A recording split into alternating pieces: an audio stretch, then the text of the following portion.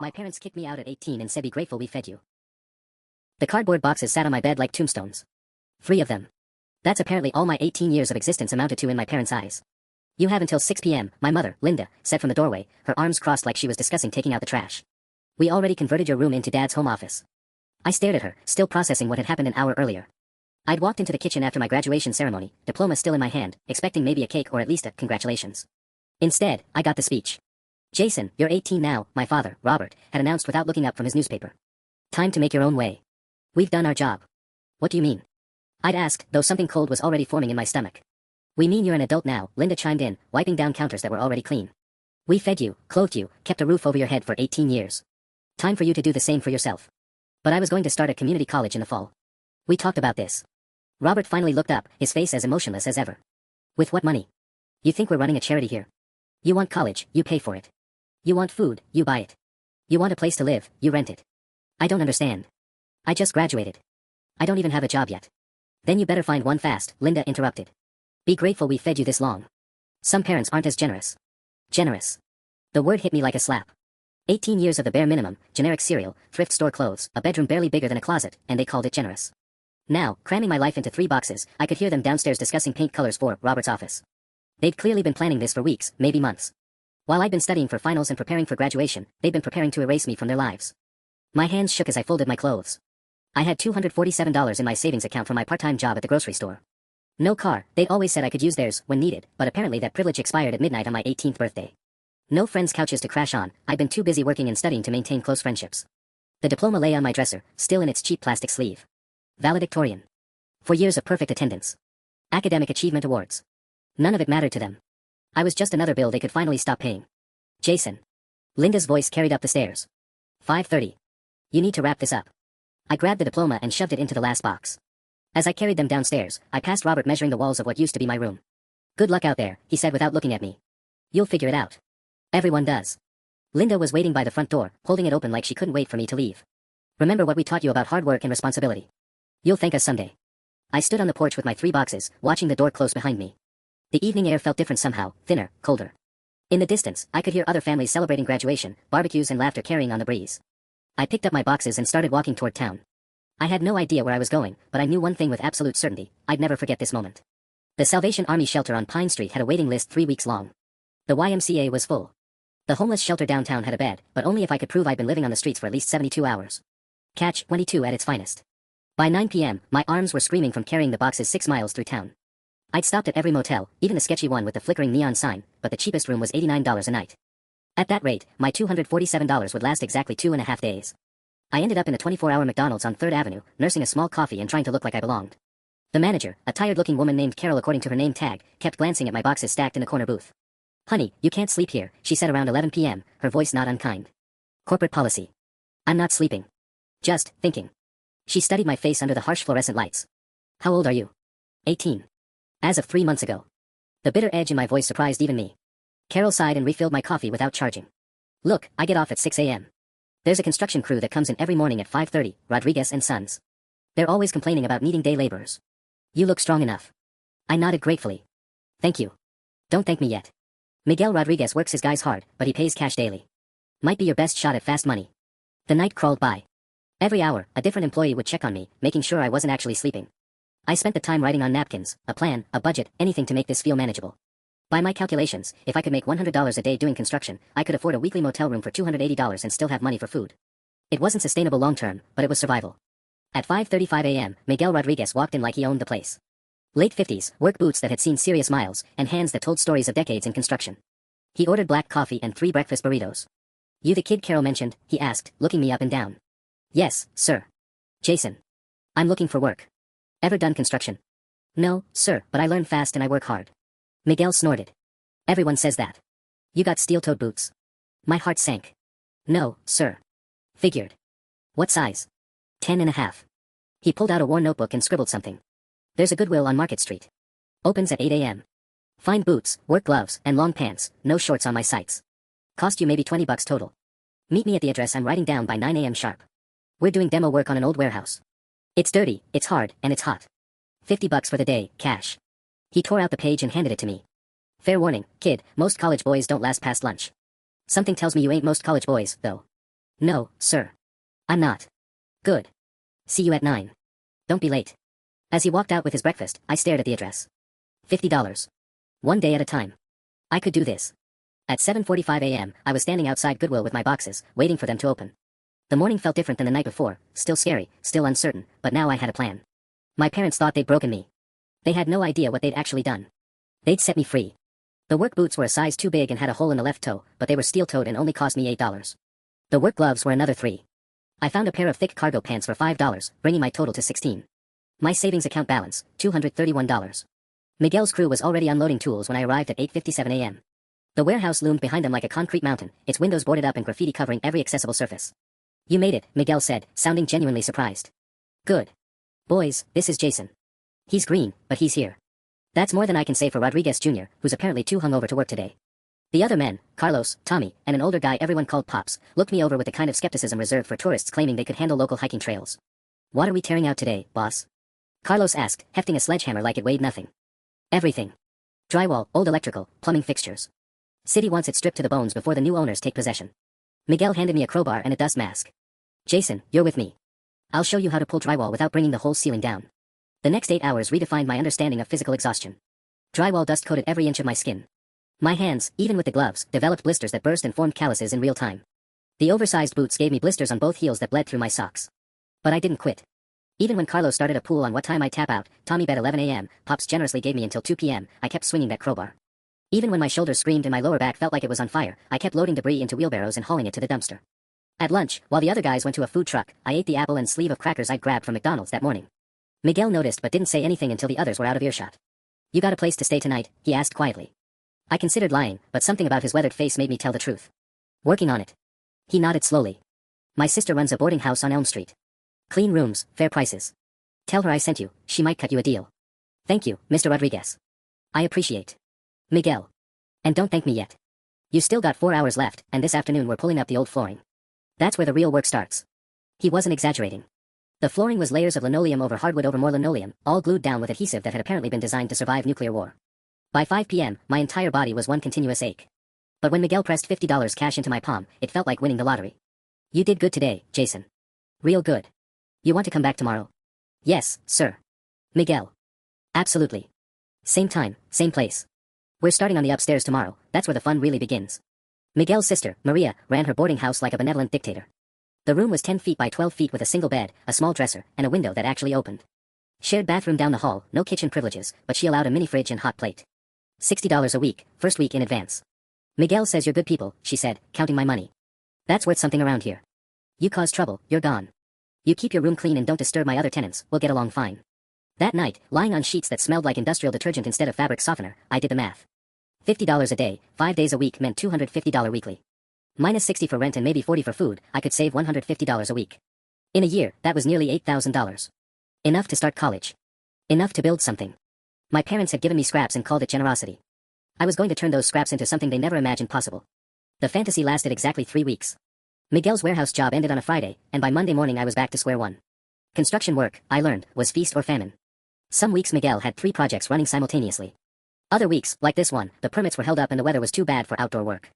Sorry, kid, he said when I showed up at our usual McDonald's meeting spot. City inspector red-tagged the Morrison Avenue job, and the strip mall renovation got pushed back 2 months. I'll call you when something opens up. I nodded like this was no big deal, like I had backup plans and safety nets.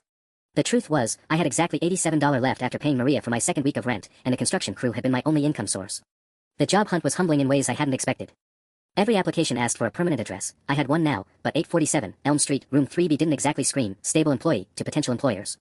They wanted references, but I couldn't use my parents, and my only other option was Mrs. Patterson, my high school guidance counselor, who'd been less than helpful when I desperately called her about emergency housing resources. Have you considered reconciling with your family? She'd asked, like I was being stubborn about some minor disagreement instead of literal homelessness. By Thursday, I'd filled out applications at 17 different places. Gas stations, grocery stores, fast food joints, retail chains, even the movie theater that smelled perpetually of stale popcorn and broken dreams. The responses were universally the same: we'll call you if something opens up. Friday afternoon, my phone finally rang. Jason. This is Derek from Taco Bell on 5th Street. Can you come in for an interview tomorrow morning at 10? I would have taken an interview at 3 a.m. if they'd asked. Absolutely. I'll be there. Derek turned out to be maybe 25, with the kind of exhausted energy that suggested he'd been promoted to manager about 6 months before he was ready for it. The restaurant was busy even at 10 a.m., with a line of customers that seemed to regenerate itself every time it got close to empty. Okay, here's the deal, he said, wiping sweat from his forehead with his sleeve. I need someone who can work nights and weekends. The pay is $8.25 an hour, and I'll be honest, it's not glamorous work. You'll be doing everything: register, kitchen, cleaning, inventory. Can you handle that? Yes, absolutely. When can you start? Today, if you need me. Derek actually smiled for the first time since I'd walked in. I like that attitude. Can you come back at 4 p.m. for training? Maria called out sick for tonight, and I'm already short-staffed. That night, I learned that the dinner rush at Taco Bell was like controlled chaos orchestrated by caffeinated college students and managed by prayer. Orders flew in faster than we could fill them, the fryer alarm seemed to go off every 30 seconds, and at least 3 customers complained about wait times that were apparently my fault despite this being my first day. But when Derek handed me $66 in cash at the end of my 8-hour shift, my first day's pay, I felt something I hadn't experienced in weeks: hope. Not bad for your first night, he said, surveying the relatively clean restaurant. Can you work this schedule regularly? Monday, Wednesday, Friday, and Saturday nights, plus Sunday doubles. I calculated quickly. 32 hours a week at $8.25 meant about $264 weekly. Combined with whatever construction work I could pick up with Miguel, I might actually be able to save money. Absolutely, I said. Walking back to Maria's boarding house at 1 a.m., I passed the subdivision where my parents lived. Their porch light was on, and I could see the blue glow of the television through the living room windows. For just a moment, I wondered if they ever thought about me. Then I kept walking. I had bigger things to worry about. The Taco Bell routine lasted 6 months, and in that time I learned more about human nature than 4 years of high school had taught me. Derek promoted me to shift supervisor after 8 weeks when I was the only employee who'd never called out sick or shown up late. The extra $1 an hour wasn't much, but it meant I was pulling in about $300 a week when you factored in the construction jobs Miguel threw my way. I was actually starting to feel stable when my parents showed up. It was a Tuesday night, around 9 p.m., during the after-dinner lull. I was restocking the hot sauce dispensers when I saw them through the window, Robert and Linda, standing in the parking lot, looking uncertain. Linda was pointing at me through the glass. My stomach dropped. In 6 months, I'd imagined this moment 100 times. Sometimes I'd pictured them apologizing, begging me to come home. Other times I'd fantasized about them seeing how well I was doing and feeling guilty. But in every scenario, I was ready. Standing there in my grease-stained Taco Bell uniform, smelling like ground beef and industrial cleaner, I felt 17 years old again. The bell chimed as they walked in. Linda's eyes immediately went to my name tag, then to the uniform, then to my face with an expression I couldn't quite read. Robert looked around the restaurant like he was conducting a health inspection. Jason, Linda said, her voice carefully neutral. You look different. I'd lost about 15 pounds of teenage softness and gained it back in muscle from the construction work. My hands were permanently stained with calluses, and I kept my hair shorter now because it was easier to manage without a real shower routine. Can I help you? I asked, falling back on customer service mode because it felt safer than sun mode. Don't be like that, Robert said, stepping up to the counter. We wanted to see how you were doing. Make sure you were okay. The word okay hung in the air between us. I was living in a boarding house room the size of their walk-in closet, working 60-hour weeks just to afford rent and ramen noodles, and taking online community college classes on my phone during breaks because I couldn't afford a laptop yet. I'm fine, I said. What do you want to order? Linda's face tightened. We're not here to order food, Jason. We're here because we're concerned about you. Mrs. Patterson mentioned she'd heard you were working in food service. Of course. Mrs. Patterson, who'd run into me at the grocery store last month and asked how I was adjusting to independence. I should have kept my mouth shut instead of mentioning my jobs. There's nothing wrong with honest work, I said, echoing something Miguel had told me weeks earlier. Of course not, Robert said quickly. But this isn't what we envisioned for you. You were valedictorian, Jason. You had potential. Had. Past tense. Like it was something I'd used up. Look, Linda said, glancing around to make sure no other customers were listening. We've been thinking. Maybe we were too abrupt. About the transition to adulthood. If you want to come home, we could work something out. You could pay us rent, help with household expenses. It would be more stable than whatever this is. Derek emerged from the back office, probably wondering why I was having a family reunion during my shift. Everything okay out here, Jason? Yes, I said, not taking my eyes off my parents. These customers were just leaving. Linda's face went through several expressions at once. Customers. Jason, we're your parents. And I'm at work, I said. So unless you're ordering something, I need to ask you to move along. We have actual customers waiting. I gestured to the teenage couple who just walked in and were now standing awkwardly behind my parents. Robert's face darkened. This attitude is exactly why we knew you needed to learn some life lessons. Look where your pride has gotten you. My pride? The words came out louder than I intended. You kicked me out with 3 boxes and $247. You turned my bedroom into an office before I was even gone. And now you want to act like concerned parents. We gave you everything for 18 years. You gave me the legal minimum to avoid child services, I interrupted. And you made sure I knew it was a burden every single day. Linda stepped closer to the counter, lowering her voice. Jason, please. Come home. We can put this whole thing behind us. For a split second, I wavered. The boarding house was lonely. I was tired all the time. My back ached constantly, and I couldn't remember the last time I'd eaten something that didn't come from a drive-thru or a can. Then I thought about the $1,847 I'd saved in 6 months. About Miguel teaching me to read construction blueprints. About Derek asking my opinion on scheduling and inventory. About the online accounting class I was taking, slowly but steadily. No, I said. I'm good here. They left without ordering anything. Through the window, I watched them sit in their car for 10 minutes, having what looked like an intense conversation. Derek appeared next to me. Family drama? Something like that. For what it's worth, he said, you're the best employee I've ever had. Whatever they said about you wasting your potential, they're wrong. That night, I called Miguel and asked if he had any weekend work coming up. I needed to stay busy, needed to keep moving forward. Because going backward was no longer an option. The weekend work Miguel offered turned out to be a renovation job for a local real estate company, Peterson and Associates. What started as 2 days of demo work turned into something that would change everything. Jason, you see how this kid works? Miguel said to Tom Peterson on Saturday afternoon. I was up on a ladder, carefully removing crown molding that could be salvaged and reused. Never seen anyone pick up finished work this fast. Tom Peterson was maybe 40, wearing jeans that cost more than I made in a week, but he wasn't afraid to get his hands dirty. He'd been working alongside us all morning, and I'd noticed him watching me work. You ever think about getting into property management? Tom asked me during lunch break. I mean, long term. I nearly choked on my gas station sandwich. I don't know anything about real estate. You know construction now. You understand what goes into maintaining a property. And Miguel tells me you're taking business classes online. It was just one accounting class, but I nodded. Look, I've got 12 rental properties around town. Mix of apartments and small houses. I spend half my time dealing with maintenance calls, and the other half trying to find contractors who'll actually show up when they say they will. He gestured toward Miguel. Present company excluded, of course. Miguel laughed. Tom's been trying to clone me for years. What I need, Tom continued, is someone who can handle the day-to-day stuff. Collect rent, coordinate repairs, do basic maintenance, keep an eye on properties. It's not glamorous, but it pays better than fast food. How much better? 15 an hour to start, plus a commission on renewals and new leases. Probably 35 to 40 hours a week, flexible schedule. You'd need a vehicle though, can't manage properties without transportation. My heart sank. The vehicle thing was always the catch. I don't have a car. Yet, Tom said. But if you're serious about this, I know a guy who sells decent used cars. Cash deals, no credit checks required. What have you got saved up? The fact that I had anything saved up seemed to surprise him when I told him about the $1,847. Most people my age had nothing, apparently. That'll get you something reliable, he said. Tell you what, work the rest of this renovation with Miguel, let me see how you handle different types of jobs. If it works out, we'll talk about you starting in January. That gives you a couple months to get a car sorted and maybe finish that accounting class. That evening, I called Derek and gave my 2 weeks' notice. He was disappointed but not surprised.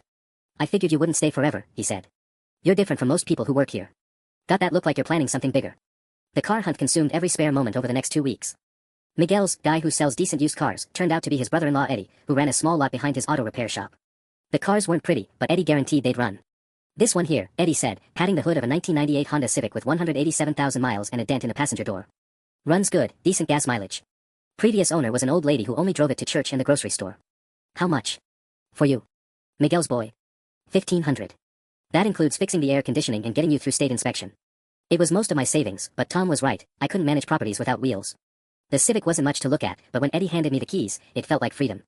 My first day working for Tom was November 15th, a date I'd remember because it was the day I realized I might actually have a future that didn't involve grease burns and customer complaints. Welcome to the real world, Jason, Tom said, handing me a clipboard with 12 addresses. Let's see what you're made of. The property management job taught me that people could be just as unpredictable as construction timelines. My first major crisis came 3 weeks in, when Mrs. Chen from the duplex on Maple Street called at 6 a.m. screaming about water pouring through her kitchen ceiling. I threw on clothes and drove over to find her downstairs neighbor, Brad, had apparently tried to install a new shower head the night before. Without turning off the water. The result was a flooded bathroom, ruined ceiling, and one very angry tenant threatening to sue everyone from Tom to the city water department. I can fix this, I told Mrs. Chen, standing in her kitchen with water still dripping into the pots she'd strategically placed around the room. Give me 2 hours.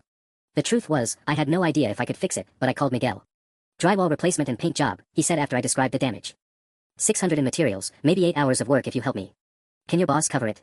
Tom approved the repair, but the real test came when Brad, a guy about my age who clearly came for money based on his BMW and designer clothes, started arguing about responsibility. Why should I pay anything? Brad demanded when I presented him with the $200 bill for his portion of the damage.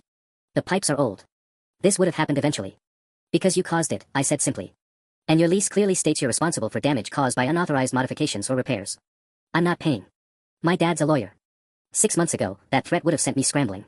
Now, after dealing with customer complaints and construction delays and learning to sleep through Maria's other tenants' 3 a.m. arguments, I just shrugged. That's fine. Tom will start eviction proceedings tomorrow, and we'll add the repair costs to the judgment. Should only take about 60 days to work through the courts. Your choice. Brad paid the next morning. Tom started giving me more responsibilities. By February, I was handling all the rent collections, coordinating major repairs, and even showing apartments to potential tenants. The work was demanding, but I was making $2,100 a month on average, more money than I'd ever imagined having. More importantly, I was learning. Tom had a business degree from State University and treated every situation like a teaching moment. How to read people during tenant screenings. How to budget for unexpected expenses. How to negotiate with contractors without getting ripped off. You're a natural at this, he told me in March while we were inspecting a vacant apartment that needed new flooring. Ever think about getting your real estate license? Is that something I could do? 60-hour course, couple $100 for fees. With your work experience now, you'd probably pick it up fast. Licensed agents make a lot more than property managers. That evening, I researched real estate licensing requirements. The course was offered online and could be completed in 6 weeks if I dedicated 10 hours a week to studying. The fee was $485 total, a significant expense, but I had over $8,000 saved now. I was filling out the registration form when my phone rang. Unknown local number. Jason. It's your mother. I almost hung up. We hadn't spoken since the Taco Bell incident 4 months earlier. What do you want, Linda? A pause. Your father lost his job. The company downsized. We're having some financial difficulties, and we wondered if you might be able to help us out. Just temporarily. The irony was so perfect it almost felt scripted. Here I was, planning my next career move, while they were calling their discarded son for money. How much?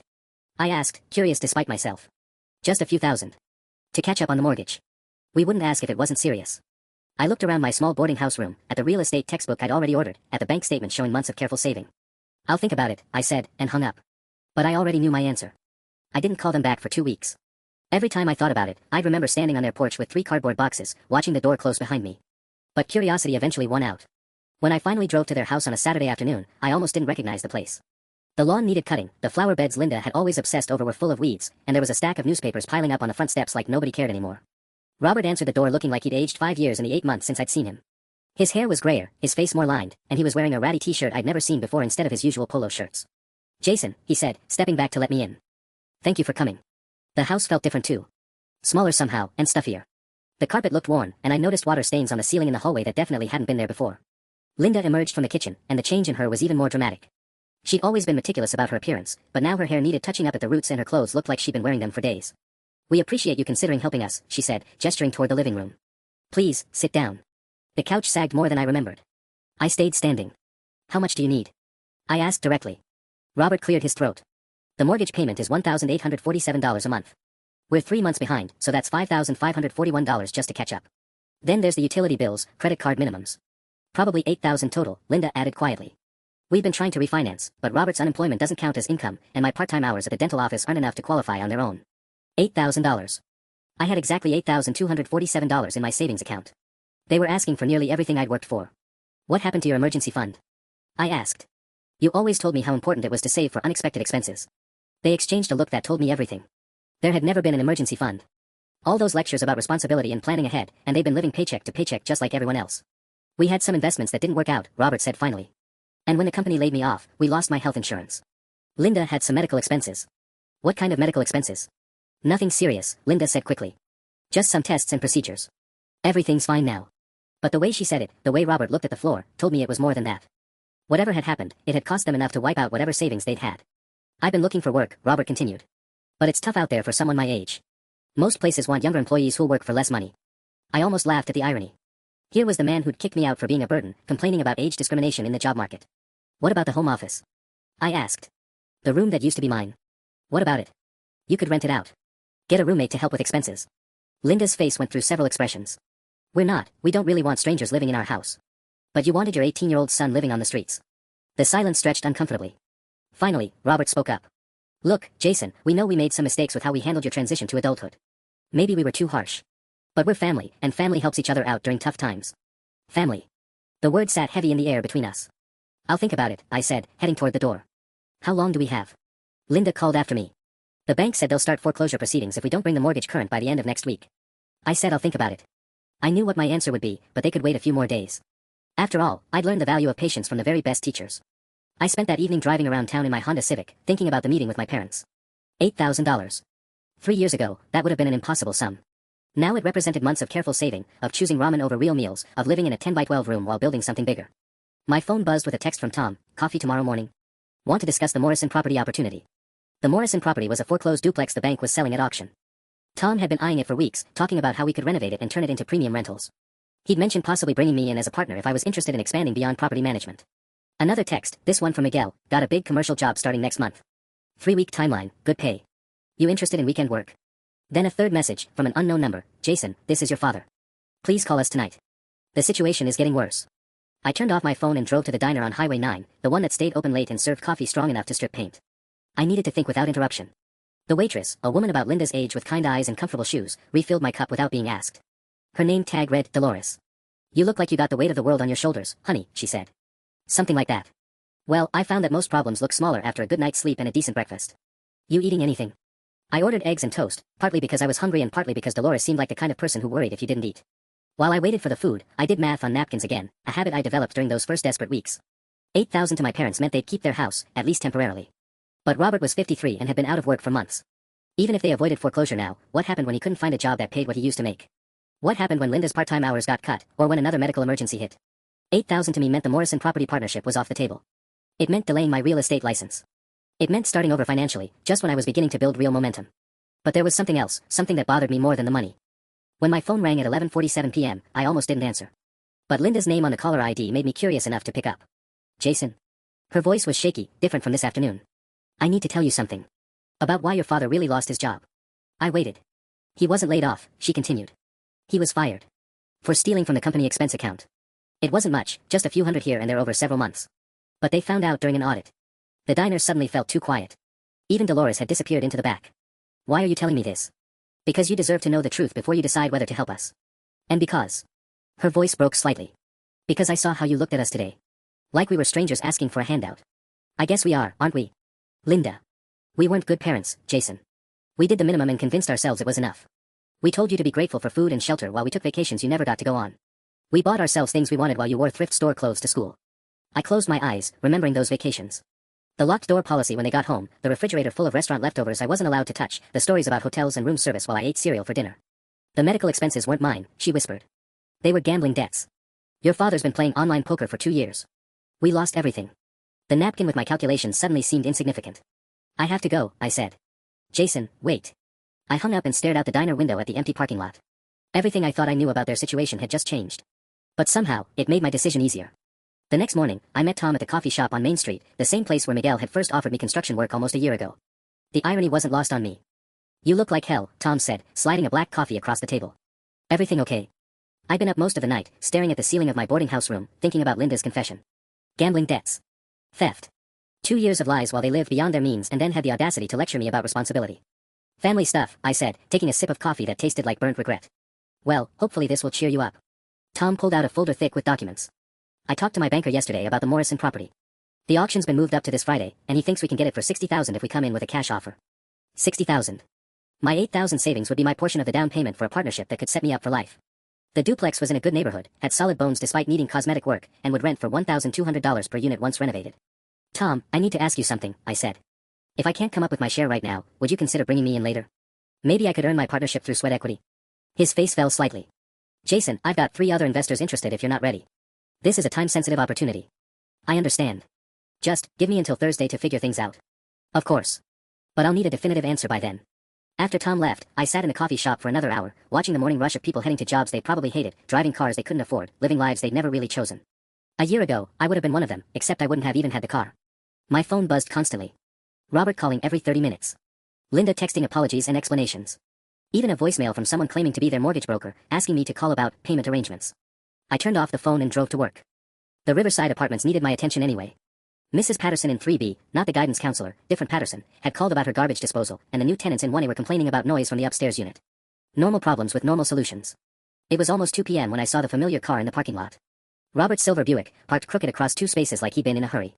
He was waiting by the building entrance, wearing the same clothes from yesterday and looking like he hadn't slept either. Jason, please. We need to talk. I'm working. The foreclosure notice came this morning. They're starting proceedings Monday.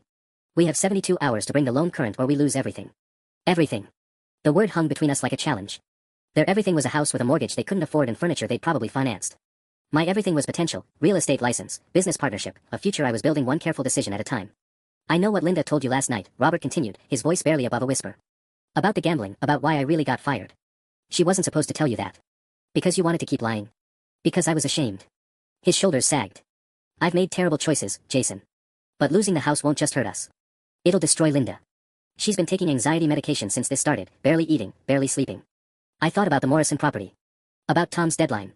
About the investors lined up to take my place if I couldn't commit. 8,000, I said finally. That's what you need to stop the foreclosure. Yes.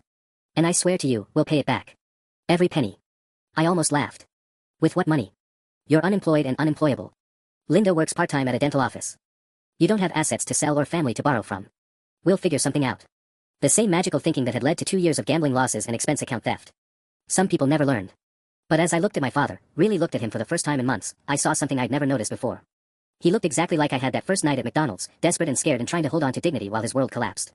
The difference was, he'd chosen his collapse. I'd had mine chosen for me. I'll give you an answer tomorrow, I said. Jason. Tomorrow. That night, I called Miguel. If anyone would understand the weight of impossible choices, it would be him. Miguel, it's Jason. You got a few minutes to talk? Sure, kid. What's eating at you? I told him everything. The foreclosure notice, Linda's confession about the gambling debts, the Morrison property opportunity that would disappear if I bailed out my parents. Miguel listened without interrupting, occasionally grunting in understanding. So let me get this straight, he said when I finished. Your old man stole from his company, gambled away their savings, and now wants you to clean up his mess with money you've been busting your ass to save for a year. That's about the size of it. And if you don't help them, they lose the house. But if you do help them, you lose your shot at this real estate partnership. Yeah. Miguel was quiet for a long moment. I could hear his TV in the background, some sports commentary in Spanish. Jason, you remember what I told you that first day at the warehouse? About most college boys not lasting past lunch. You said I wasn't most college boys. That's right. You know why? Because you understand that actions have consequences. You've lived with that reality every day since your parents kicked you out. But they haven't learned that lesson yet. I stared at the water stain on my ceiling, thinking about Linda's voice on the phone last night. The shame and desperation. But they're still my parents. Are they? Because parents don't kick their kids out with nowhere to go. Parents don't call their own child a burden. What they are is two people who made bad choices and want someone else to fix it. Miguel's words hit harder than I expected. But there was something else bothering me, something that had been nagging at me since Robert showed up at the apartments. Miguel, there's something else. Something I haven't told anyone. I'm listening. When I was 16, my grandmother on my mom's side died. She left me $5,000 for college in her will. My parents convinced me to let them manage it until I turned 18, said they'd put it in a high-yield savings account. Let me guess. It was gone when I asked about it after graduation. They said they'd used it for household expenses and would pay it back when they could. That $5,000 could have gotten me through my first year at community college without working 3 jobs. The silence on Miguel's end stretched longer this time. Jesus, kid. They stole your inheritance. Technically, they had power of attorney since I was a minor. Technically, a lot of shitty things are legal. Doesn't make them right. I closed my eyes, remembering the day I'd asked about Grandma Rose's money. Linda's defensive explanation about family sacrifices and contributing to the household that supported me. Robert's lecture about how I'd benefit from learning the value of hard work instead of having college handed to me. Now I knew where that $5,000 had probably gone. Into Robert's online poker account, one bad hand at a time. You still there, Jason? Yeah, I'm here. Look, I'm not going to tell you what to do. But I'll tell you this, I've seen guys ruin their lives trying to save family members who don't want to be saved. Sometimes the kindest thing you can do is let people face the consequences of their choices. After I hung up, I sat in the dark for a long time, thinking about consequences. Mine, theirs, and the difference between them. My phone buzzed with another text from Linda. Jason, please. We're desperate. Desperate. Just like I'd been 11 months ago, standing on their porch with 3 cardboard boxes. But I'd learned something they apparently hadn't. Being desperate doesn't entitle you to someone else's hard work. I turned off the phone and went to sleep. Tomorrow, I'd give them my answer. Thursday morning came too soon. I'd barely slept, running scenarios through my head until they all blurred together. By 5 a.m., I gave up on sleep and drove to the 24-hour diner where this whole thing had started, where Dolores had first told me that problems looked smaller after breakfast. She wasn't working the morning shift, but the coffee was still strong enough to wake the dead. I sat in the same booth, staring at my phone, which showed 17 missed calls and 12 text messages. All from my parents. At exactly 8 a.m., I called Tom. Jason, please tell me you have good news, he said without preamble. The auction's tomorrow and I need to know if we're moving forward as partners. We are, I said, surprised by how steady my voice sounded. I'm in for the full $8,000. Outstanding. Meet me at First National at 10 a.m. We'll get the cashier's check sorted and review the bidding strategy. After hanging up, I sat there for another 5 minutes, letting the decision settle in my chest. It felt right. It felt like choosing myself for once, instead of cleaning up someone else's mess. My phone rang immediately. Linda's number. Jason, honey, please tell me you're coming by today with. I'm not giving you the money. The silence lasted so long I thought the call had dropped. What? She finally whispered. I said I'm not giving you the money. You'll have to figure something else out. Jason, we'll lose everything. We'll be homeless. Then you'll learn what I learned 11 months ago. That you're tougher than you think, and that rock bottom is a great place to start building something real. This is different. Is it?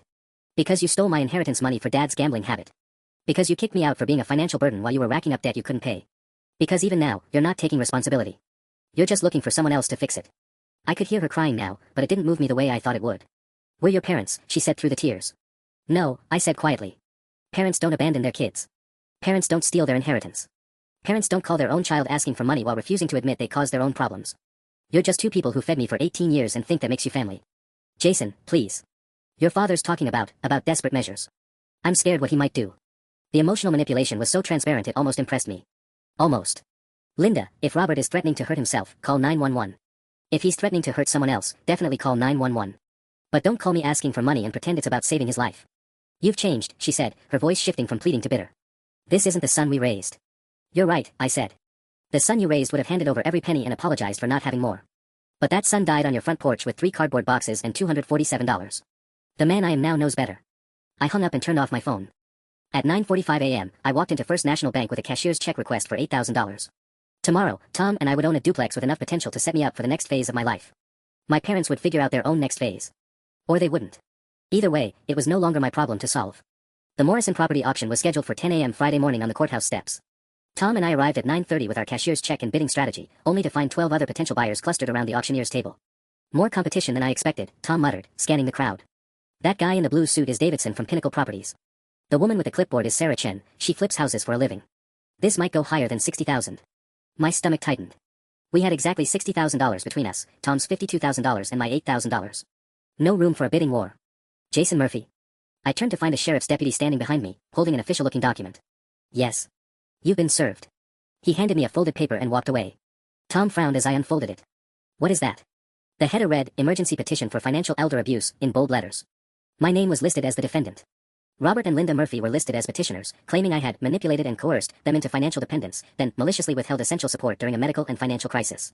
This is bullshit, I said, reading through allegations that painted me as some kind of predatory son who had orchestrated their downfall. According to the petition, I had deliberately isolated myself from family to create psychological leverage and was now exploiting their desperation for personal gain. The auction's starting, Tom said, looking between me and the legal papers. Can this wait? But my phone was buzzing with calls from a number I didn't recognize. Against my better judgment, I answered. Mr. Murphy. This is Janet Walsh from Walsh & Associates Legal. Your parents have retained our services regarding their current financial hardship. We need to discuss your obligations under state family responsibility laws. I don't have any legal obligations to my parents. Actually, sir, that's incorrect. When adult children have the financial means to prevent parental homelessness, and when those children have previously benefited from parental support, there are circumstances where. I hung up and turned to Tom, who was watching the auctioneer call for opening bids. I have to deal with this legal thing, I said. Can you handle the bidding? Jason, I can't make partnership decisions without you here. If this goes over budget, I need to know in real time whether we're still in this together. The bidding opened at $45,000. Within minutes, it was at $58,000 and climbing. Sarah Chen was bidding aggressively, and Davidson from Pinnacle hadn't even jumped in yet. My phone rang again. This time it was Miguel. Jason, you need to know something. Your old man showed up at my job site this morning, asking if I had work for him. But that's not the weird part. The weird part is what he said when I told him no. What did he say? He said his son was about to inherit a bunch of money, and once that happened, the family would be back on their feet.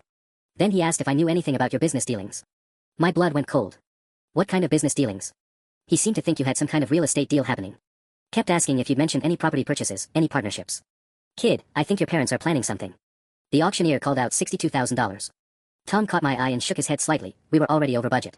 Miguel, I have to go. But thanks for the heads up. I looked at the legal papers again, focusing on the specific language. They weren't just asking for money anymore. They were claiming I owed it to them, that my refusal to help constituted legal neglect. And somehow, they'd found out about the Morrison property deal. Tom walked over, his expression grim.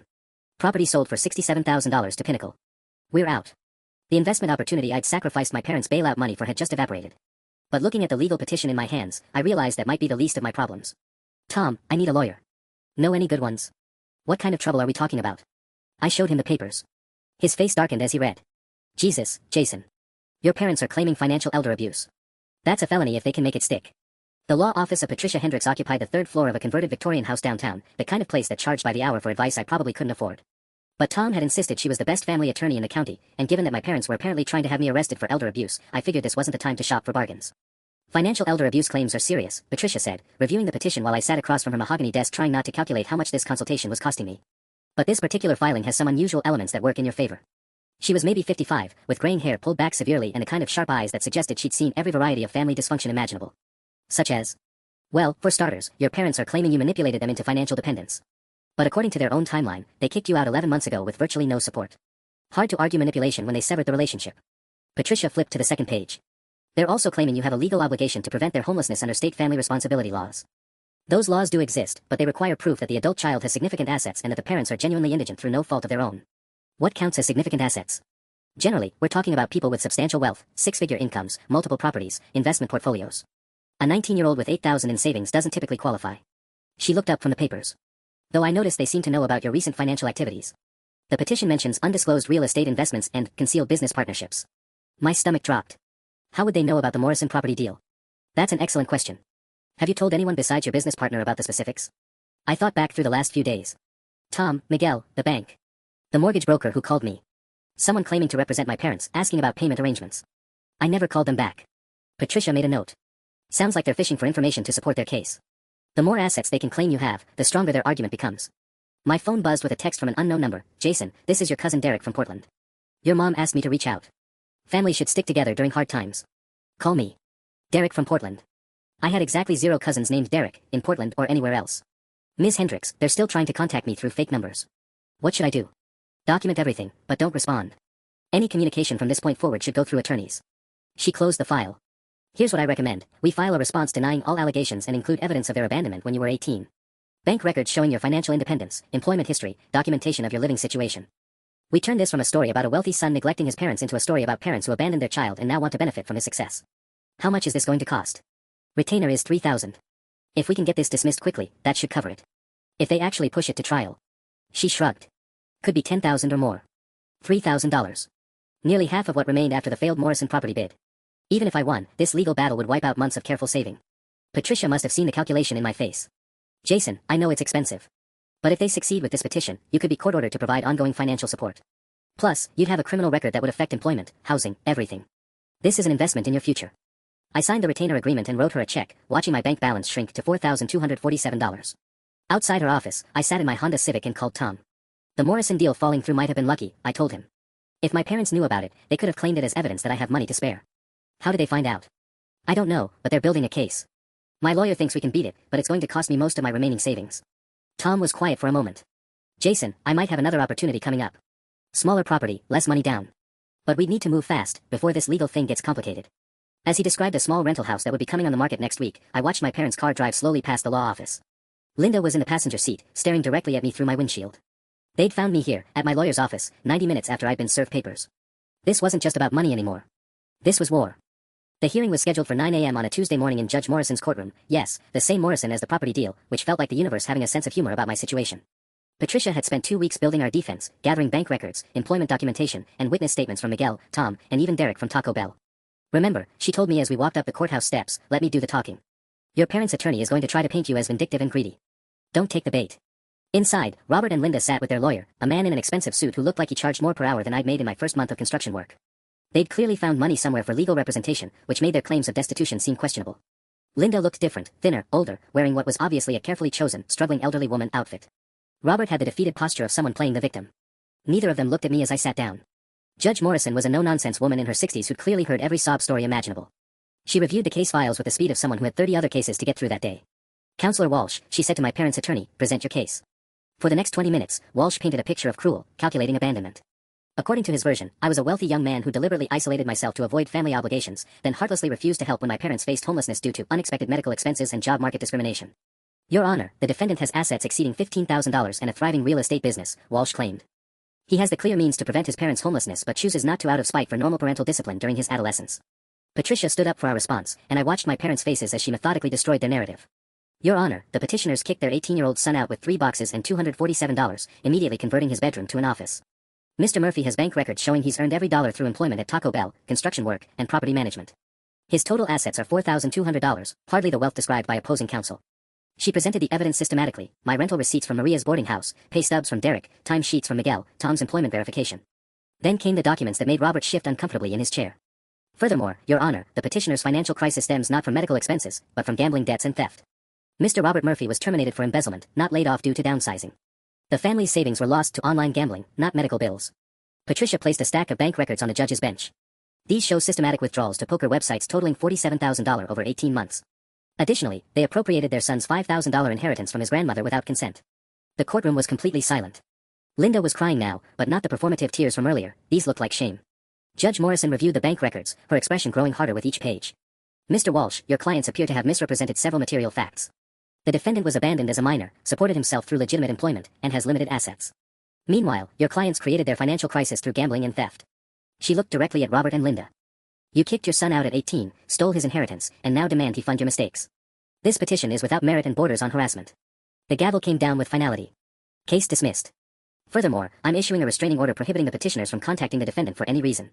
As we walked out of the courthouse, Patricia handed me the restraining order. This should keep them from bothering you again. And Jason? You handled yourself well in there. My phone buzzed with a text from Tom. How did it go? Have a new property opportunity if you're interested. I looked back at the courthouse steps where Robert and Linda stood with their expensive lawyer, probably discussing payment plans they couldn't afford for a case they just lost spectacularly. Be grateful we fed you, Robert had said 11 months ago, like providing basic necessities made him generous. Now I was grateful they'd forced me to become someone who didn't need their help, grateful they'd taught me the value of real independence, and most of all, grateful that I'd learned to build something better from the wreckage they'd left me with. I texted Tom back, case dismissed. Let's talk about that property. It was time to get back to building my actual life.